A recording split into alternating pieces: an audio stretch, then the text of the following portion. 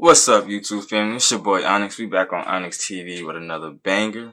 Today we finna react to Larry Hoover being called a rat, y'all. This shit is crazy, so let's see what this shit is about. To another episode of EOS. It's 1090 Jake, man. I'm rocking with y'all and y'all rocking with me. And for this video, we're gonna be speaking on some prehistoric paperwork that hit the internet that I'm not even responsible for. But I fact checked it. And in this video, we're gonna be speaking on Larry Hoover identifying two rival gang members to police that shot him. Tell him, bruh. Who free, bruh? My mother, he free. Who? Larry Hoover, he free, bruh. What the fuck? Yes, sir. I just nigga crying. Larry free. They mad that we in GD. Free them gangsters. Free Larry Hoover. Now, President Trump just gave the presidential middle finger to anyone who ever called him racist, after not only pardoning NBA YoungBoy who's about to go on a mega tour. That don't mean you ain't racist because you want to pardon some people. You just doing it for the vote. Valhalla Rising, now available on mobile and PC, exclusively with Google Play Games. Ascend. And just because you made that one little action on me, none of your other actions show otherwise. He's the reputed leader of the black gangster Disciples street gang, one of the largest in the nation. For 20 years, he's been locked behind prison walls. I ain't a Trump fan, I ain't a Biden fan, this week, he was before the state parole board, and he could soon be a free man. Done my time. I paid my debt to society. Anytime you do a extensive amount of time, it can have two effects. It can harden you, or it can make you think. And I've thought. Now, for those that don't know, Larry Hoover is the founder and former leader of the Gangster Disciples, a major street gang based in Chicago that spread from the Midwest, dominating parts of the South, and even reaching out to the Northeast.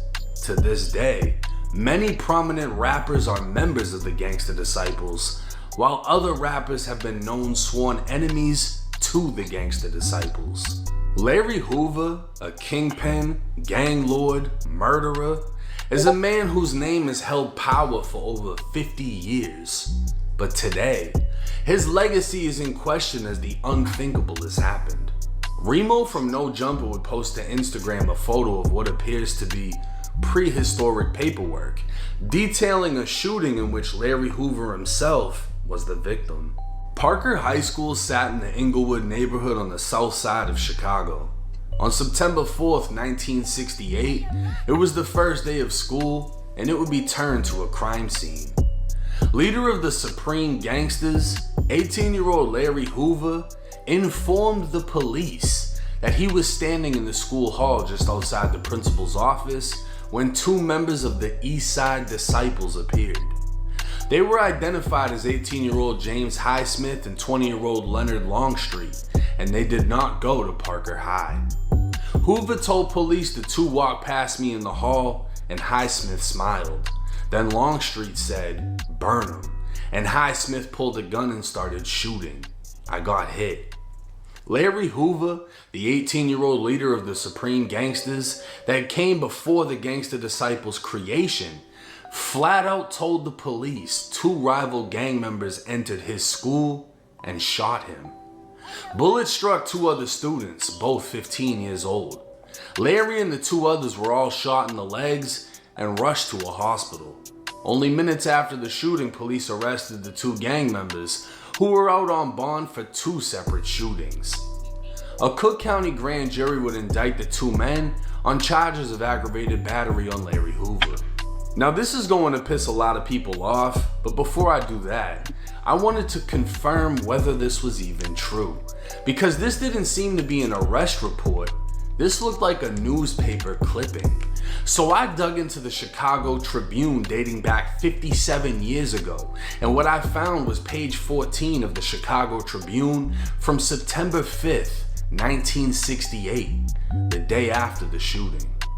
The article was titled, "Police Arrest 2 in Shooting of 3 Students, Gang Rivalry Blamed for Violence." 3 youths were shot down in Parker High School in what police described as a continuing battle between rival street gangs.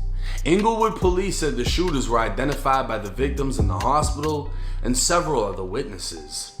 The police identified Larry Hoover as a gang member, and again, the article would state Hoover told police who shot him and how it happened. Now, this would be considered snitching by anyone following the quote-unquote code. But what about the one who created the code? This was Larry fucking Hoover, the founder of the Gangster Disciples, a man whose name is at the top of Chicago gang lore along with Al Capone. And this wasn't the last time he'd be mentioned in a newspaper. 2 years later, it was 1970, and Hoover was one of 3 arrested for gunning down a 19-year-old on 69th. 3 years after that, a 24-year-old was kidnapped and shot to death. Hoover would be picked up on a murder warrant, and a week later, a witness set to testify against Hoover was found dead on the south side with 2 holes in the back of his head. It was too late though.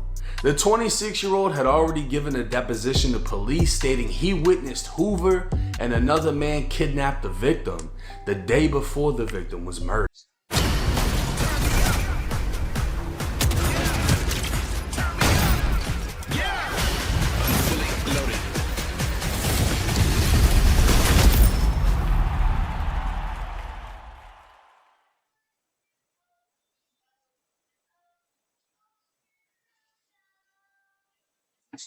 Oh shit, my bad. And I got us for 2 of them bitches. They dump his body in an alley, allegedly because he was suspected of stealing drugs from the gang's supply. This murder was what took Larry Hoover off the streets of Chicago at the age of 23. Deemed a ruthless killer who'd been involved in multiple shootings and murders, Hoover was sentenced to 200 years in state prison. God damn. While inside, Hoover continued to lead the Gangster Disciples, which led to a 17-year federal investigation. In 1995, Hoover was indicted by the feds from state prison and 2 years later sentenced to 6 federal life sentences for conspiracy, extortion, money laundering, drugs, and continuing to engage in a criminal enterprise.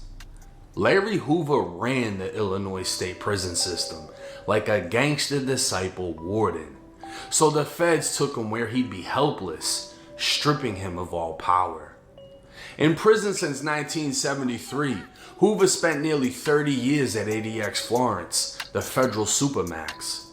His neighbors would be terrorists, mass killers, and cartel leaders. His cell could only hold 1 man. A shower would be brought to his cell, and his mail would be seen through a screen as physically touching it was too much of a privilege. Larry Hoover, for the last 30 years, has been in a cold concrete hell until now. Trump commuted the sentence of Larry Hoover, which led many to believe Hoover was going to be a free man. But many fail to realize Hoover was serving 200 years before the feds stepped in. And he has to finish it. A bittersweet victory for those that know him, as he's 1 step closer to home, being now that he'll be back in Illinois. But at 78 years old, it isn't known how long he has to continue fighting for his freedom. One would assume he'd be treated like a god in Illinois State Prison. The man is a Chicago legend, but one can also wonder, why is it always when someone's about to be released, paperwork comes out of nowhere? We saw the same thing happen with Big Meech, and how everyone, including Meech, thought he'd be welcomed home like royalty, and instead, the former drug lord is doing Instagram promo. But what about the GDs? How are they going to react to reading the clear black and white of Larry Hoover, the very founder of their beliefs, identifying the 2 rival gang members who shot him when he was 18? I ain't gonna lie, this shit about to create mad controversy. A lot. Does it not count because it was so long ago? Or because Hoover became so powerful, nobody dared talk about his statement without the risk of being killed? As of May 29, 2025, Larry Hoover is no longer in federal custody, And according to the Illinois Department of Corrections, he's been transferred to Dixon Correctional Center, a medium security prison. Hoover's current release date is October 25th, 2066. Now I'm gonna say this first and foremost, and with all due respect. If you weren't born in the 50s or the 60s or are a direct relative of Larry Hoover, I don't give a fuck what you have to say. Because if you're one of these GDs that's my age, 30 or younger or even older, talking about why are you talking about it, he don't even know who the fuck you are. This man's been in prison since 1973, so you can save all that gangster shit. I don't want a bunch of pitchforks emojis on my fucking Instagram. I don't give a fuck, to be honest. But it's very interesting that this paperwork came out of nowhere, right? I don't know who had this shit. I don't know if the Stones was holding it. I don't know if somebody was waiting for it, right? But they literally waited until his sentence got commuted, which nobody expected, and then boom, this shit hits the internet. I didn't do it. I don't know where it came from. But I looked into it, and yes, I found multiple articles detailing what took place. Game of Thrones King's Road is now available for both PC and mobile with Google Play Games. And that's what happened. Larry Hoover got shot on his first day of school. He's most likely a senior since he was 18. Two rival gang members walked into school and shot him out front of the principal's office.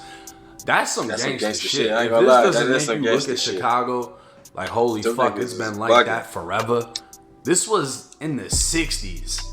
They're walking in schools with guns and popping off in the fucking hallway.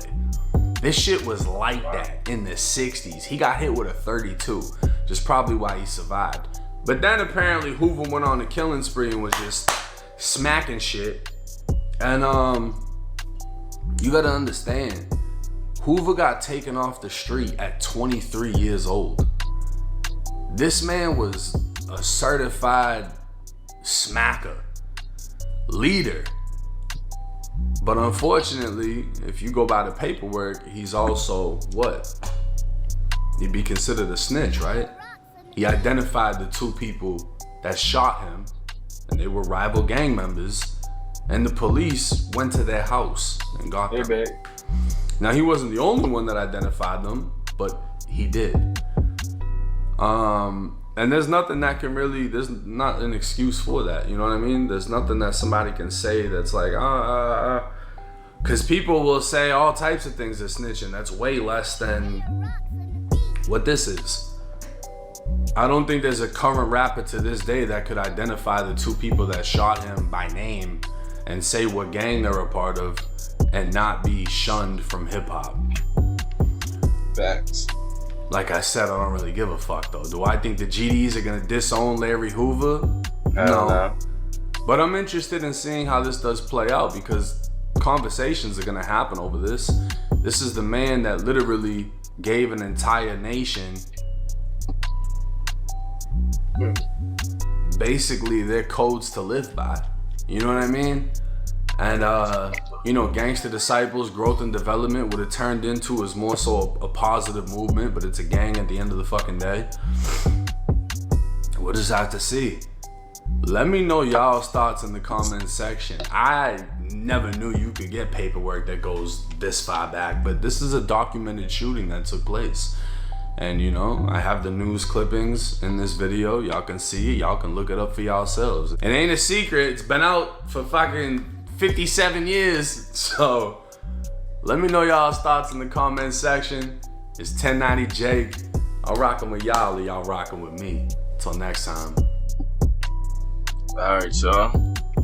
That's the conclusion of this video. Y'all know what to do. If y'all like this shit, man, hit that like button. Hit the subscription button. We'll be back with another banger soon.